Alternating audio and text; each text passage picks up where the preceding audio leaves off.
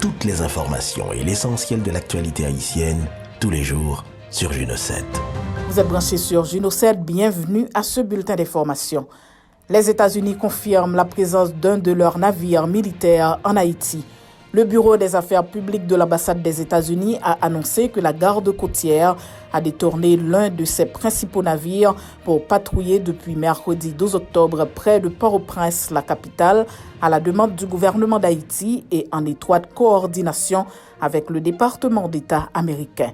Le déploiement de l'USCGC Northland vers Haïti témoigne, selon ce communiqué, de la détermination des États-Unis à soutenir le gouvernement d'Haïti et son peuple et à rencontrer les gardes-côtes haïtiens à des fins de formation dans la région.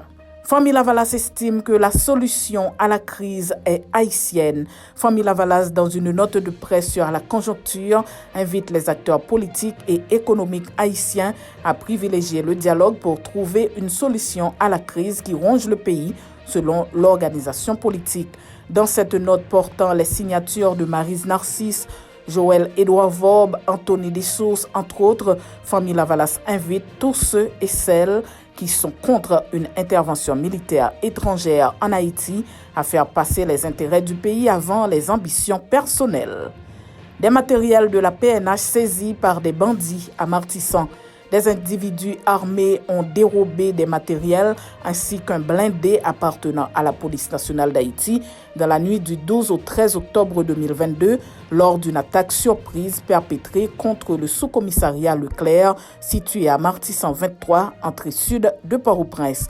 Le porte-parole de la PNH, Gary Desrosiers, qui a confirmé l'information pour Juno 7, a souligné qu'aucune victime n'est à déplorer à la suite de cette attaque contre le bâtiment gardé par un détachement de l'unité départementale de maintien d'ordre, UDMO.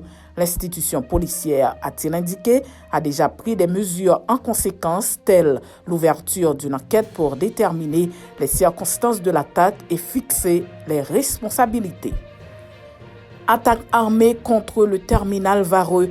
Le terminal Vareux a déploré le jeudi 13 octobre 2022 un incident survenu la veille dans le centre de stockage pétrolier de Wineco où des individus armés ont envahi le site et emporté du carburant. Des hommes lourdement armés ont fait irruption dans le terminal pétrolier. Après avoir maîtrisé les agents de sécurité, ils auraient emporté avec eux du carburant, a écrit Vareux sur son compte Twitter. La direction générale de l'institution policière a annoncé le lundi 10 octobre qu'elle poursuit des opérations en vue de permettre la reprise des activités au niveau de ce centre de stockage de carburant. Un jeune parie 50 gourdes et gagne plus de 2 millions de gourdes. Jenner Narcisse, originaire de la commune de Dédune, département de l'Artibonite, arrondissement de Dessalines, a gagné 2 350 000 gourdes à Pariage-Pam après avoir misé seulement 50 gourdes sur Lucky 6, un des jeux des paris sportifs. L'information a été confirmée par l'entreprise du Paris sportif Pariage-Pam sur sa page Instagram. Le parieur a raflé le jackpot le 14 septembre 2022.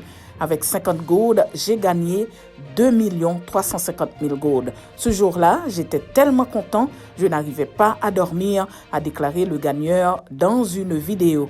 À la fin de cette vidéo, il invite les parieurs à faire le choix de Pariage-Pam sans révéler ce qu'il va faire avec cette somme. C'est la fin de ce bulletin d'information. Merci de votre fidélité à Juno 7.